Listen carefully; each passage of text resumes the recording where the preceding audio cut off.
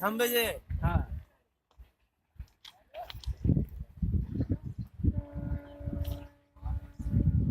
দিনপাড় থেকে আজিমগঞ্জে ট্রেন পাওয়া যায় না লোকাল